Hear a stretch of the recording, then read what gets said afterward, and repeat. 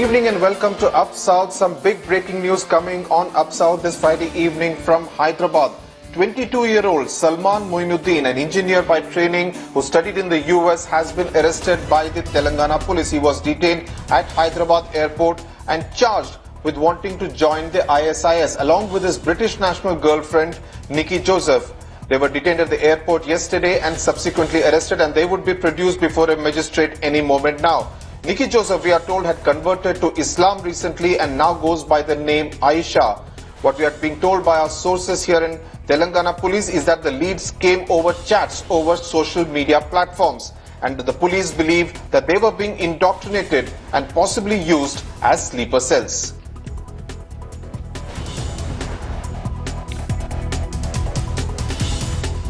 After this bit of breaking news coming from Hyderabad, in fact more breaking news coming this time from Bengaluru, we are told by our sources that one person has apparently been detained for questioning in connection with the terror plot. Remember, 4 people have already been arrested last week in different parts of Karnataka, especially from Bhatkal, in connection with the terror case and charged with actually supplying explosives to different bomb blasts in India since 2010. Let's cut across to my colleague Pratibha Raman, who joins me from outside the Bengaluru Police Commissioner's office. Pratibha, what are the details that you're hearing?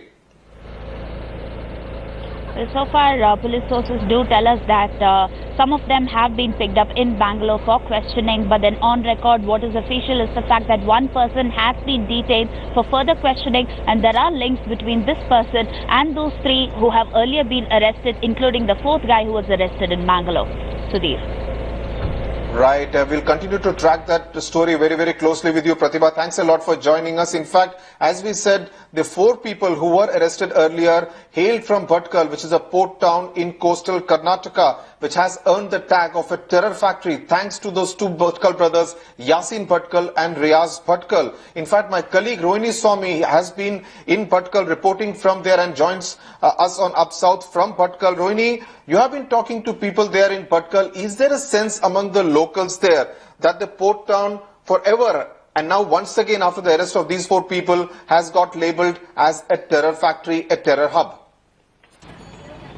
Well, the youth in Bhatkal always say they have been targeted. The moment they have Bhatkal either in their driving license, their passport, anything for that matter, immediately they are being targeted is what they said. There have been examples the youth have given me saying that even if they are in another city, for example in Bangalore, they're driving, suddenly they're caught by the traffic police. The moment they see the name Bhatkal, they're taken aside immediately, no questions asked, rather taken to the police station and then questioned again and again. That's not just the only thing. Especially even in airports, they say that they're not screened once, twice or 3 times. It's a fact they say that if they come from Bhatkal, then immediately they get branded that they possibly have some criminal activities that could be associated with their name. And every time I've been speaking to a youth here, they have just one word to say, that I'm a Bhatkali and I'm not a terrorist.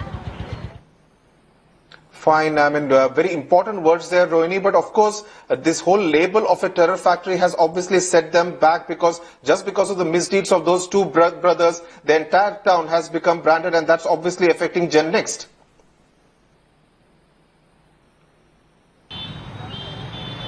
Yes, that's true that every time there are arrests that take place and there are some links to Bhatkal, people in Bhatkal start fearing the terror tag. They fear the fact that each time a blast takes place or something happens where Bhatkal's name comes up, then they start saying that Bhatkal has become a terror bed. Now the point is that the people in Bhatkal want to make each time is there are many arrests that have taken place, but till now the police have not been able to prove who's guilty and whether they have direct links to any terror-related activities. They're also saying for the fact that there are only a few people who could possibly have terror links. Until now that is yet to be proven. Until then, why spoil the name of Bhatkal? Because they say Bhatkalis are peace-loving people. They also are business-minded people and they've lived their lives all over. And why always link terror to Bhatkal? Right, Rohini Swami, thanks a lot for joining us there from Bhatkal. In fact, over the weekend, we will have a special report from Bhatkal on the Bhatkal connection, footmarks of terror, which will actually take a look at what the whole Bhatkal connection to terrorism has been over the years. Thanks a lot for joining us.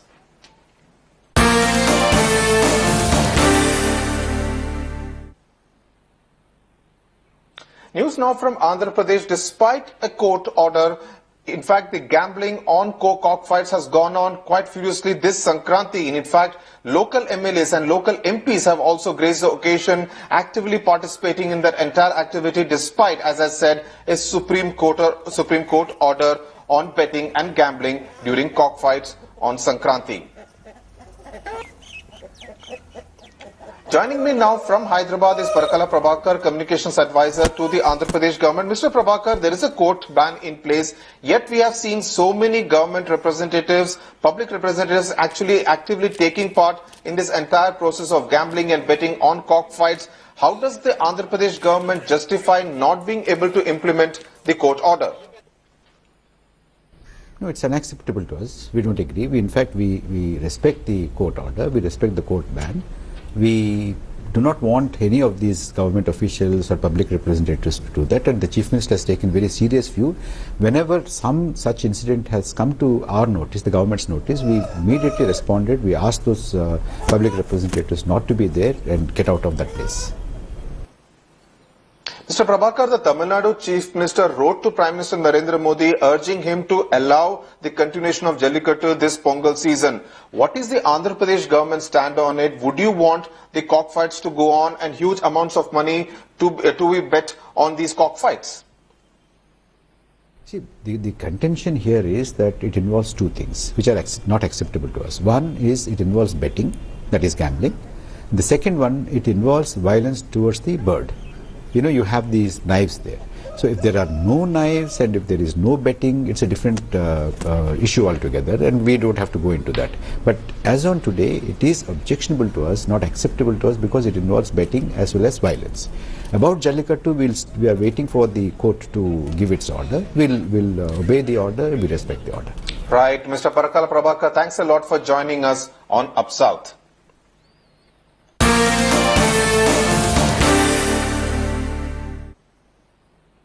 Now, the southern part of Tamil Nadu wasn't really very bullish this Pongal season, and that's because the bull taming event of Jallikattu did not take place after a Supreme Court order. This is despite the Tamil Nadu Chief Minister, as I said, O. Pannirselvam, writing to Prime Minister Narendra Modi, urging him to allow the bull taming event. In fact, all political parties have also been behind the AIDMK government to somehow allow the Jallikattu event to take place. Shisha Reddy has the story.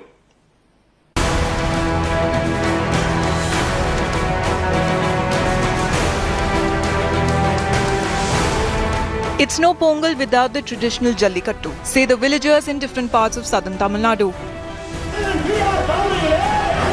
So the villagers of Palamedu, Alanganarur, Sivaganga and Ayanapuram, who have been demanding the state government to take steps to organize Jallikattu, hoisted black flags to show their protest. In May last year, the Supreme Court had upheld a central government notification from 2011 that included bulls in a list of animals that cannot be used as performing animals. The decision meant that bulls could not be used in traditional sport. While the DMK organized a protest against the ban, the BJP joined the chorus against the restrictions.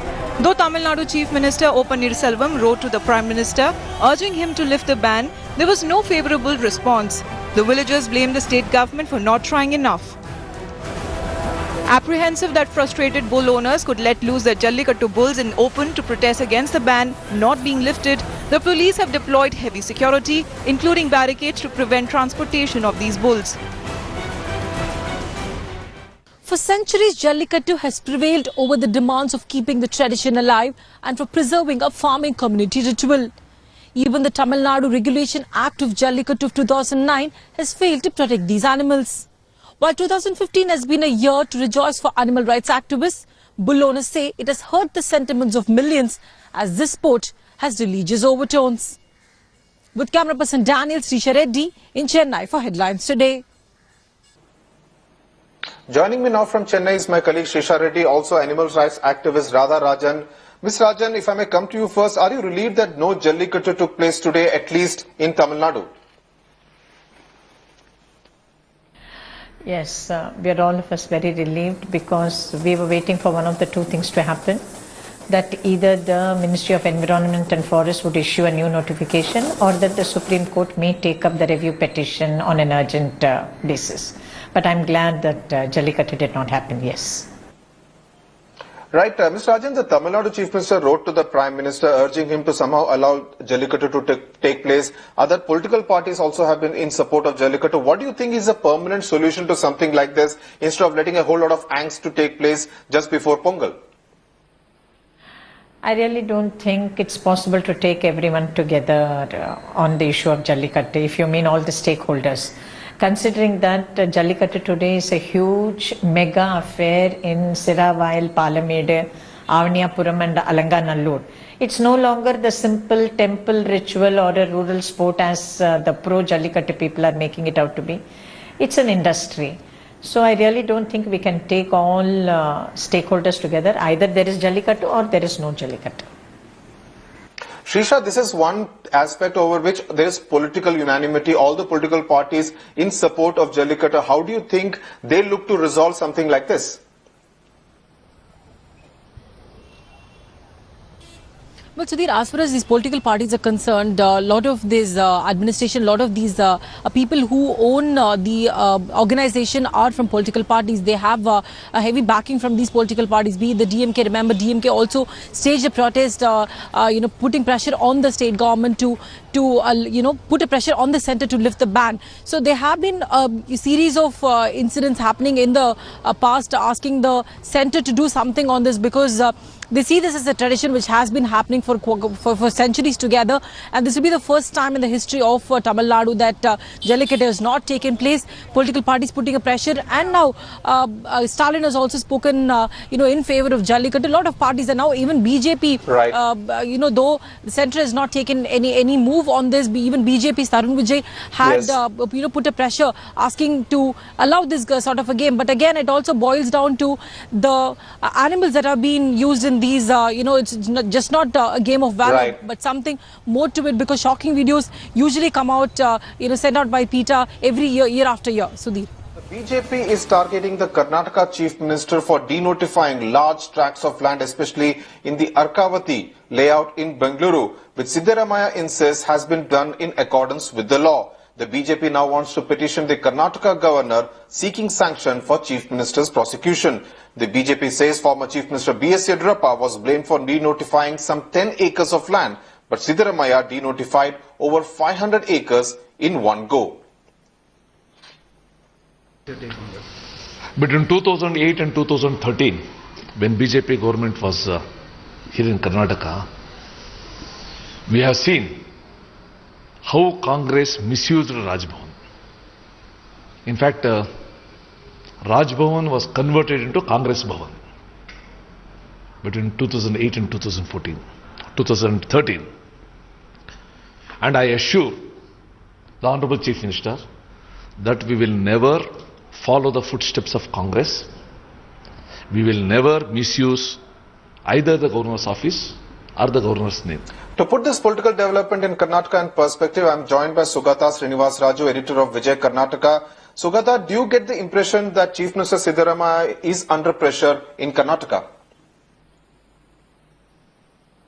The CM is certainly under pressure because it's about public opinion, and the BJP is putting enormous pressure on the government, but the BJP is also prejudging the whole thing. I think they have to first submit the documents to the governor in this denotification issue and wait for the governor's call on the whole thing. I think it isn't fair to prejudge the whole issue. Sugata, Karnataka is of course one state the BJP would like to wrest back from the Congress, and of course very interesting developments also taking place within the Congress. Just the other day, Revenue Minister Srinivas Prasad mooted the idea of having a Dalit Chief Minister in Karnataka from the Congress camp. Now, would that make it easier for the BJP to actually win the elections in 2013, which is of course some way off? See, any political party would be interested in getting their government in place. So the BJP would certainly be interested in getting Karnataka back. Karnataka was the first state that the BJP came to power in the south of India, so they would certainly be interested in wresting power back. But they should also realize that this government has over 3 years to go, and there is within the Congress party there is all kinds of signaling happening all the time, and the statement that Srinivas Prasad made has been clarified many times over, and even, I mean, by all senior Dalit leaders, including Mr. Mallikarjun Kharge. So I don't think one has to read too much into the whole issue, and beyond a point, I think it would only be counterproductive.